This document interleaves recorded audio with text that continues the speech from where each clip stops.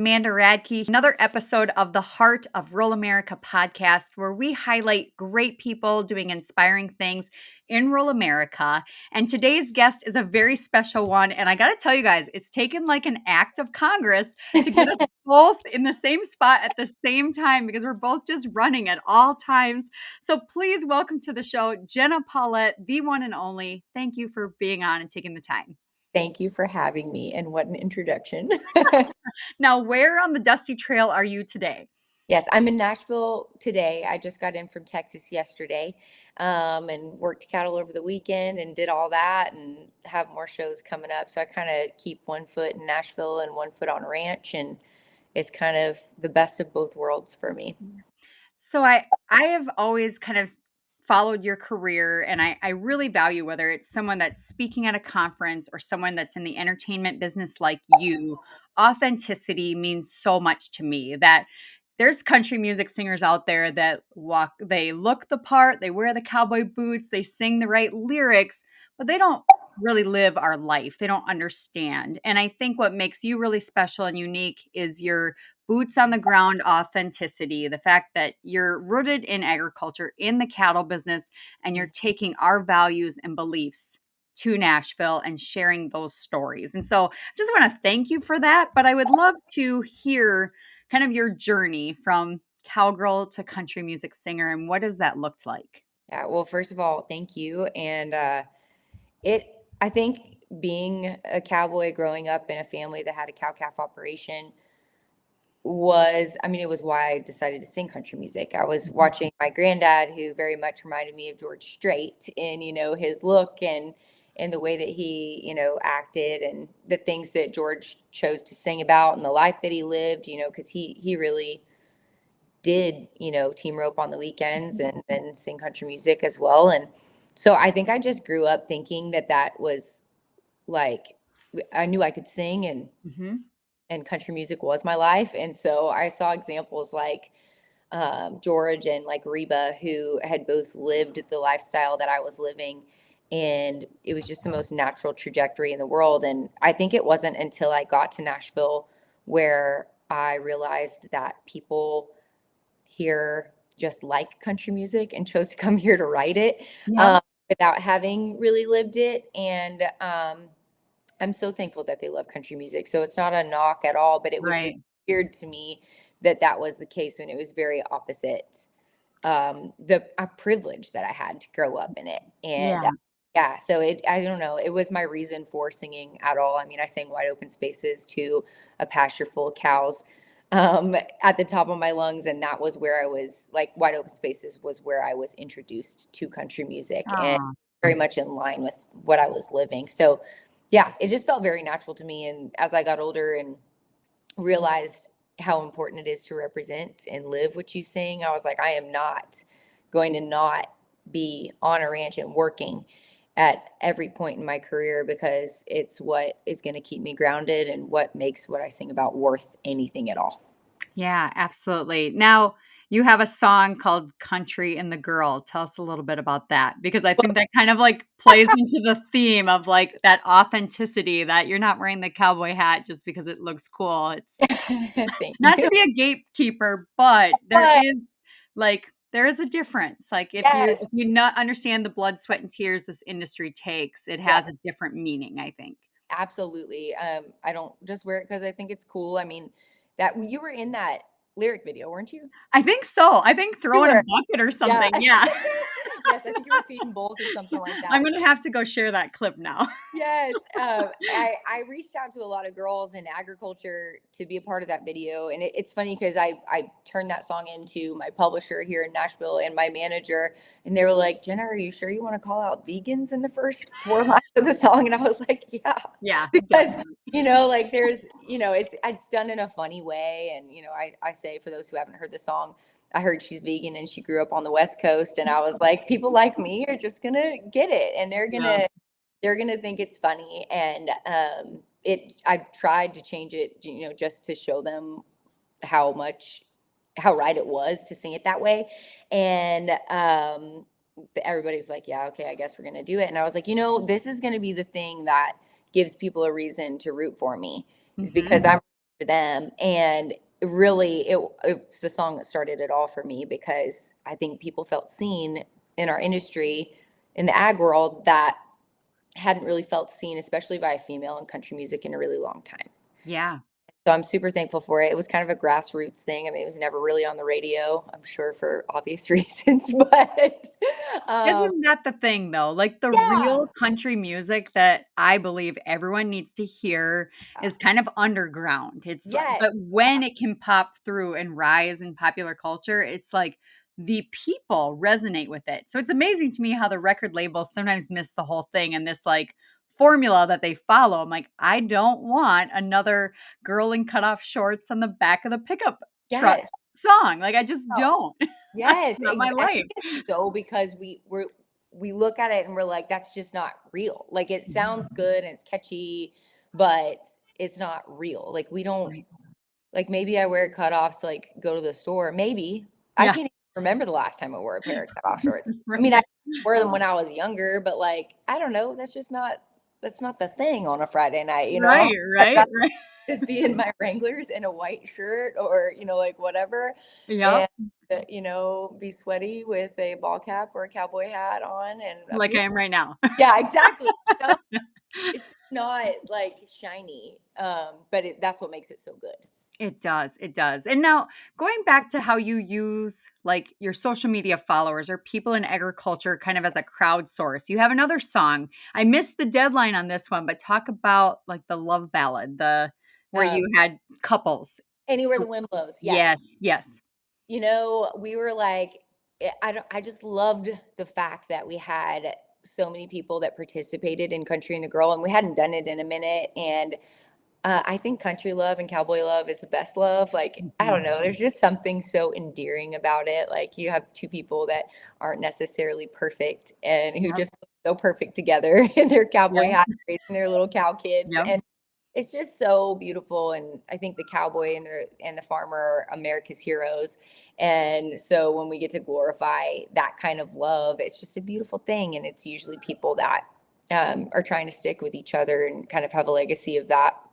And it's hard, Yeah. so I wanted to use real people and not just, people that, you know, are, quote unquote, pretty and perfect and look like models. Right. No, I love that. I've been married to Tyler for 13 years and we've been in the cattle business the whole time. And rarely a day goes by that we're not like after each other or like, Yeah. the cattle can bring out the best in Oh, people, but it can bring out the worst in yeah. people too. But it's like, if you would ask us both separately, what else would you rather be doing and who else would you rather be doing it with? It's like, it's each other and we're not perfect. We're definitely not perfect people together even, but like we are so committed to marriage and life and this business together. And I think that's what you were able to accomplish is putting some of that forward of like life is messy and hard and not this glamorous romance movie. This is real life and these are real people. And so I just love that you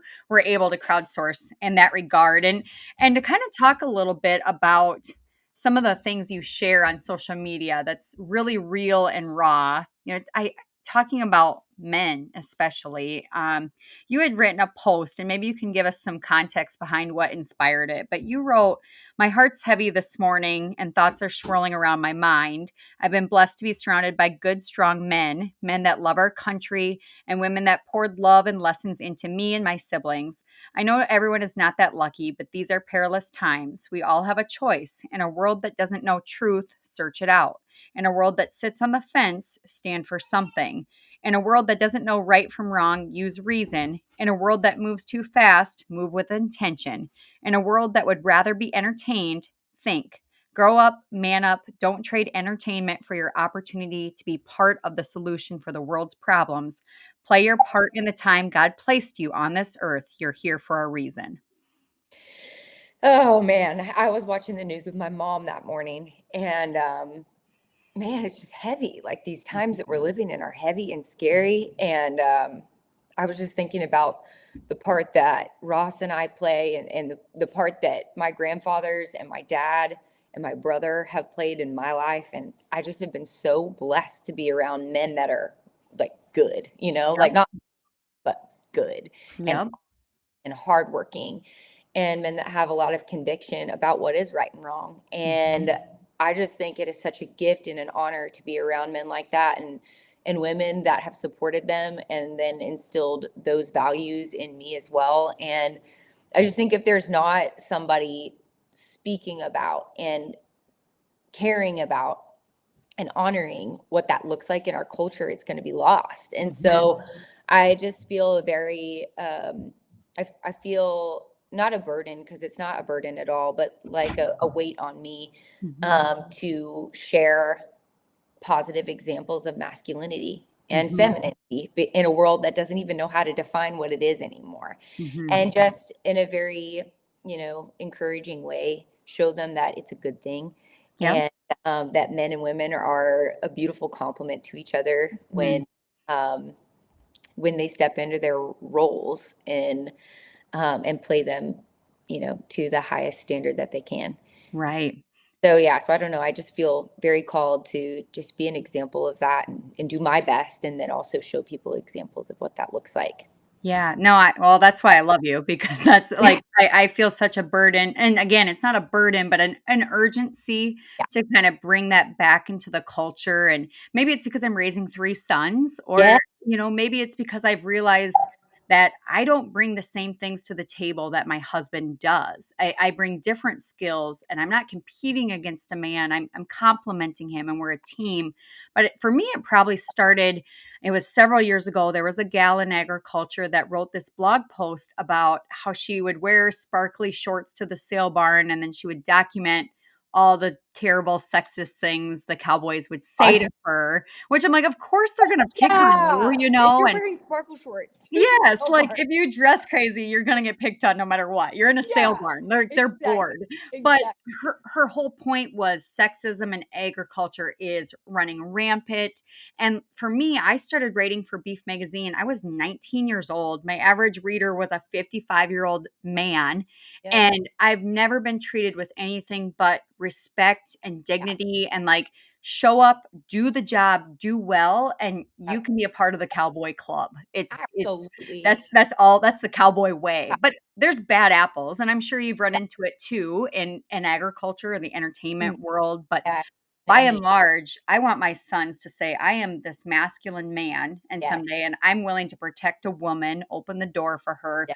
be tough and strong and steady and all those things." And Yep. somehow that can't be that we're pushing women down in the process either. Yes, yeah, and I mean, honestly, I think it's because I grew up working with men all the time, and Yeah. I once felt less than. I mean, I always felt like I was fully capable to do whatever job they asked me to do, and I was honored when they asked me to do jobs. It was Yeah. like, "Jenna, go get that calf, get it in the right pasture." "Yes, sir." And it might have taken me a minute, if I Yep, was yep, really asked me to do that, but they asked me to do it. So it yep. meant good.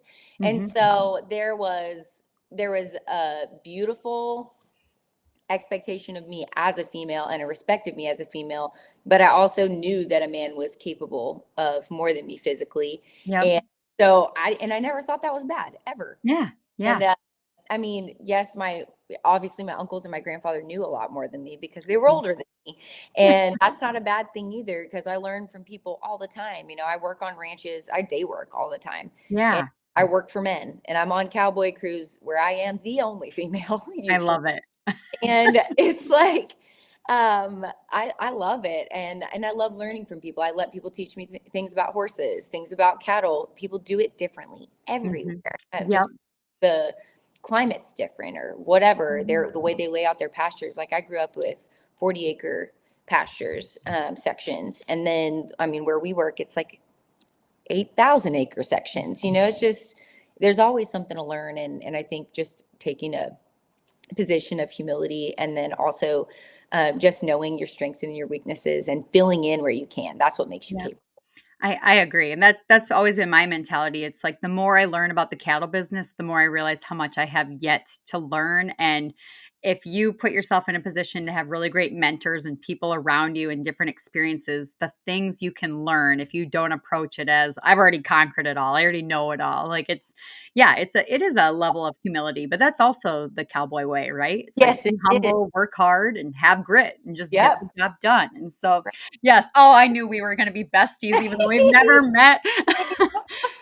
So, to kind of switch gears to a little heavy topic, you Yeah, have a new song out yeah, that kind of shows strong men. It's yep, okay to be hurting too at times. Tell yeah, us a little bit about that. yeah. So "You Ain't No Cowboy." It's a song that I wrote with Rhett Akins, who sings "That Ain't My Truck." He's Thomas Rhett's dad, and my buddy Will Bundy, who produced my first record that came out in March. And we had been talking. I mean, Rhett's awesome. He's like a man's man, and Will grew up in a family with a cow calf operation as well. So it's just very like common ground. We Yeah. were, and I had a book called Comanche Moon, or The Empire of the Summer Moon, about the last great Comanche chief, Quanah Parker. Sorry, too much information, but No, love it. it's what sparked the idea. So I had that sticking out of my bag, and Rhett was like, "That's one of the best books I've ever read." And I was like, "Well, I love history." And we started talking about cowboys and the Western Front, and the way that changed over the years. And that got us to talking about Cheyenne Frontier Days and him opening for George Strait, and how that was one of his favorite shows he's ever played, and how cowboy culture is very much more about wearing a hat right now because it's cool Mhm. than the character that it comes with, Yeah. to live up to living under this hat because it's an honor.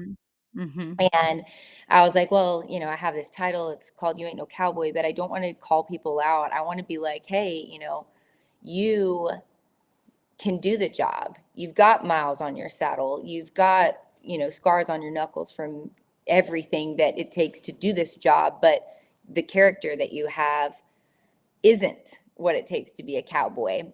And when we were thinking about what to do for this music video, I was like, what if this guy comes back around and does live up to the standard of living under the hat? And Ross, the love of my life, is a recovered alcoholic, and he had issues with substance abuse. And when I was talking through what this idea should be, he was like, what if we told my story about getting sober? Wow. And what if we talked about, whatever mental issues come with that? And I think a lot of times when you get in that depressive state and you feel so weighted down by circumstance and by addiction, and you don't feel like Mhm. you ever make a choice to do the right thing and quit, Mhm. it a lot of times comes with a feeling of absolute failure. And he faced, wanting to end his life. And Mhm. so we were like, we're not going to leave any part of it out, because I think the toughness and the grit that comes with being cowboy is actually being able to rise to the occasion no matter what the circumstances. Yeah. He's been sober for 5 years, and I didn't even know him when he was drinking. We met shortly after he quit, and he was in another relationship. I was in another relationship, and then it just all kind of worked out timing wise. But um, he was like, "I wouldn't be with you if I wasn't sober." And there are a lot of things in his life that wouldn't look the way that they do right now. And he's got all these great men around him that have all come up to me and been like, "Jenna, he is one of the best men I know." And I'm like, I know he is, Aw. but I think being one of the best men people know comes with, being really, really honest about what you do struggle with, and then doing what it takes to get the help you need, and overcome those issues. And, just, what we wanted to do was give men that are in the toughest industry there is Mhm. the opportunity to see that it's also tough and gritty to face yourself. And that might Yep. be the hardest thing they ever do. Yep. Yeah. So I want to make sure to say this on the show, but you mentioned in the notes of the music video release that if you or someone you know is struggling or in crisis, help is available 24/7. Call or text 988 or chat 988lifeline.org. What has the response been to this Oh song? gosh, it's been amazing. And it's been public response, but more than anything, I've gotten so many personal messages Yep. of people that are either struggling themselves or Mhm. have overcome, and how Mhm. much it has meant to them to see an example of what that looks like, and that they're Yeah. dancing their wives in their kitchen to "You Ain't No Cowboy," crying, talking Oh, overcoming all of that, and, or people that are asking me to pray for them, and I take that responsibility so seriously because I'm living on the other side of somebody's victory. yep, yep. I would love to see as many people as possible also get to enjoy that because it really is such a gift to be able to be loved by Ross, and I'd just be a crying shame if anybody was lost to that. So this is a perfect example of what I talk about in my speeches to young people of like finding your passion, but putting a purpose to it. That the fact that we can show this as a prime example of you using your musical talents to help others, like with a servant heart. Who knows how many lives you've saved or impacted or touched at the right time through your art. I just like want to congratulate you on that and thank you because I'm sure there's a lot of different songs that come your way that you could be singing that would be just like instant catchy hits or something, but like this is the stuff. This is what an impact that you can make. And I guess if I could just add an aside, I speak on the road a lot, and sometimes quite often mental health comes up in my Yeah. presentations, and it's amazing how quickly the oxygen can leave the room when you Oh, start yeah. talking about it. But yet, it's exactly what people need to hear because in agriculture, we see that so much of our identity is wrapped up in the success of the farm Yeah. and the ranch. And if it's not going well, or if we lose it, like who are we without it? And of course, that's when my faith comes in. It's like Yeah. all these cows could go away. I'm Yep. still a daughter of a king and I still have Jesus. So I'm okay. But Yep. we can lose sight of that really quickly, I think, with just like, what is my life supposed to look like in Yep. agriculture? Have you run into people struggling with that kind of dynamic listening to this song? Yes. Yes, especially because I think there's a part of it as well that comes with, the cowboy culture, like you're Mhm. supposed to have X amount of cows or you should be sixth generation and have it Yep. passed down. And, people are ashamed of themselves if they're starting out with nothing. But we Yeah. need people starting out with nothing as Yes, much as we need please. sixth generation ranchers, Yep. and so I think there's like a depression that comes with a lot of things that are completely out of our control, whether Totally. those things or the weather or your calf crop gets sick and you lose a bunch of them. There's just a million things that we can't control at all, and I think we are afraid of what that looks like to people who don't understand us and Mhm. who don't deal with the struggles on a daily basis, or who would think we didn't do a good enough job, or whatever. And there are just things that we really, really, really can't control, Right. and that we have to let go of in order to, I don't know, live in a way that has purpose, and it is representative of this way of life, but in a way that takes some of the pressure off. Um, Yes. Mhm. because I mean, it's a year to year thing too. Like you're gonna have It great, is. have terrible years, and Yeah. or we just go okay, and both are in God's hands, the better off we'll all be. Oh, absolutely. And I see actually a lot of hope. I work with a consulting company right now and there's so many first generation ranchers that are getting into this building a name. I mean, quite frankly, even though I have multiple generations in my family, Tyler and I are essentially first started from scratch and I mean, we did a whole herd dispersal this year and we are kind of starting over and I've been telling my story more because it's like we kind of had to hit this brick wall and figure out this wasn't working and then say, "Okay, but can we pivot? Can we do something Yeah. different?" What does it And look like for us? yes, and does it mean we failed or does it mean we just we needed to take a different path? And so often I think when we hit those roadblocks, we think, "Oh man, we failed because it didn't go how we expected." But that's the cattle business. Oh yeah. It'll humble you. It'll just it every time you think you got it going on, there's something, but Oh, it's like but it's also that challenge, I think, that makes it so fun. oh It's yeah. but you can get upside down on it real quick too on Oh the other end of it. yeah. And then you think you should have X head, of Yep. cattle that qualifies you to be a rancher or Yes, yes. whatever. And I just tell people all the time, they're like, I want to get into it. I'm like, then get into it. Yep. Find somebody you can learn from, and whether you're just helping them on the side until you feel comfortable, moving forward, or what, like you're a part of it. And that's what is going to grow agriculture. And I just believe so firmly, this is kind of off topic, but it's the truth. I'm just such a firm believer that if agriculture can stay in American families, our Mhm. country will be much better off. So I'm like, whatever part you want to play in that, just do it, please. Absolutely. And that my whole thing these days is trying to encourage ranchers to become price makers instead of price takers because Yes. we have the big four that control 85% of the beef supply, and guys aren't getting a fair price for what they do. And at some point, we have to say, we have all the leverage, we have the land, we have the livestock. Like, Yep. we have control of the food, and Yep. people love beef, even if they want to cram slime down our throats. They want beef. They So want beef. how can we get paid for it? And so, but that's a weird conversation to have with a cowboy that's just used to taking what he gets, Yeah. and it's That like, also just like loves their job and doesn't necessarily want to even think about the money side of it. right. You know what I mean? Like that's so many of them too. And so many of us, I guess. I don't want to put that on anybody, but like both sides are just so like one that we don't understand the value of what we do. And Yep. then two, it's overwhelming to us to think about how we would accomplish such a feat. Right. And so I think what I've found is finding good people to surround myself with that are saying, like, yeah, we could talk about Congress all day long. We could talk about foreign beef. We could talk about all these factors that are tripping us up and making our jobs way harder than they need to be, whether it's regulation or activists or whatever.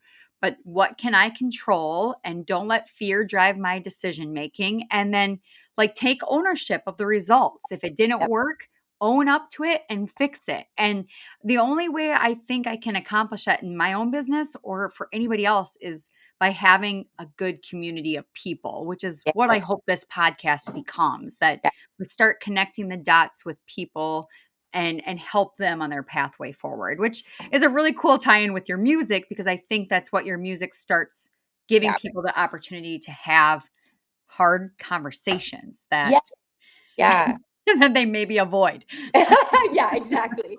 And I don't know, you kind of touched on this earlier, but somebody asked me the other day, they were like, "Well, if you're singing country music and like you do a music video like this, like why?" And I'm like, Mhm. "Well, because it's got to be about something more than me because people are going to forget about, some hit song that hit top 10 on the radio in 5 years. Like Yeah. some people don't even know Yep.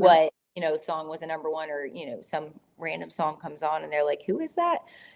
And maybe they know the words, but they don't know what that person stood for. And I would much rather have something that means something, that stands for something, that changes things, that exposes the things that I care about as kind of a tool that, is bigger than music in some ways. And I want that on, the spiritual side of things as far as, being able to uh, make very real representations of life, through music videos like You Ain't No Cowboy, where, you have a very real person who is struggling and who has also overcome. And then also be a good example within the ag industry of how to educate people. Mhm. May not be in our world because, I have people that come up to me at shows and they're like, oh my gosh, I've never even seen somebody saddle a horse. That's real. Like you guys actually ride those things. I'm like, yeah, Yeah, like, it's just indeed. yeah, it's just so funny because I think people are so disconnected from like they're so connected to their grocery store. They're not connected at all to their farmer or rancher, and we can't Yep. even get rest without a farmer. And I just think it's a beautiful kind of fun thing for me to just get to be a living example of somebody that loves this way of life and who gets the opportunity to live it too. Oh, I love it. So, in a few weeks, you're headed to Vegas for the NFR. Talk Yep. about some and I'm thinking so the whole time I'm like, I'm sitting here in my cow chasing clothes, like wet as a dog from getting rained on, and I'm looking at So your cute. cute cowgirl hat, and I'm like, "Do you know I've never worn a cowgirl hat?" Like, What in a weird way, I don't feel like I deserve to wear one. Like, it's a you? weird it's a weird thing. So, first things first, you're gonna have to take me cowboy hat shopping in Got it. Vegas. We'll go So, to we're America. I'll I have to. think our paths are finally gonna cross, fingers crossed, in Vegas, but tell us what you're doing specifically in Vegas. Where can people see you at the NFR?